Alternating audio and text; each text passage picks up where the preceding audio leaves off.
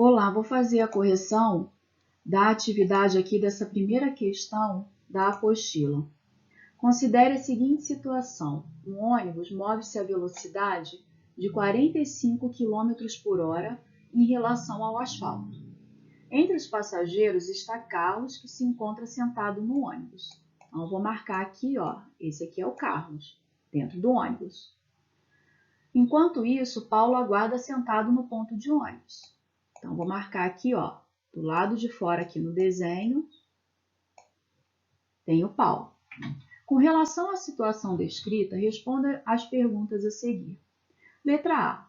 O ônibus em que Carlos está possui velocidade de 45 km por hora. Com isso, pode-se dizer com certeza, Carlos está em movimento? Toda vez que a gente falar sobre movimento e repouso, eu preciso saber sobre o referencial que está sendo adotado. Na letra A aqui, ele não dá para a gente, né, ele não fala aqui para a gente qual é esse referencial. Então, quando ele pergunta assim, pode-se dizer com certeza, olha aqui a expressão aqui na questão, o Carlos está em movimento?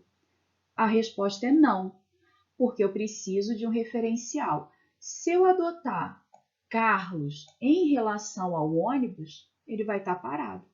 Então, adotando um referencial, né, nesse momento ele vai estar parado. Se eu adotar o referencial Carlos em relação a Paulo, que está aqui, ó, do lado de fora do ônibus, ele vai estar em movimento.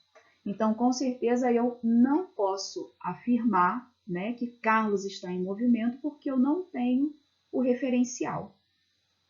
Letra B. Paulo está em movimento ou em repouso em relação a Carlos? Vamos pensar o seguinte, ó, lá no início da questão, esse ônibus aqui, ele está numa velocidade, né, caminhando aqui de 45 km por hora, certo? Quando esse ônibus ele está passando, né, ó, está percorrendo aqui esse caminho, ele está mudando a sua posição no decorrer do tempo. Então, quando eu tenho aqui do lado de fora, sentado no ponto de ônibus, o Paulo, em relação a Carlos, que está dentro desse ônibus, e esse ônibus ele está andando, o Paulo está em movimento. Porque Paulo, em relação a Carlos, ele também muda a sua posição, ou seja, ele também varia a sua posição no decorrer do tempo. Porque eu tenho que pensar que esse ônibus, ele está aqui, ó, nas marcações aqui que eu fiz embaixo, ele está caminhando no decorrer desse tempo.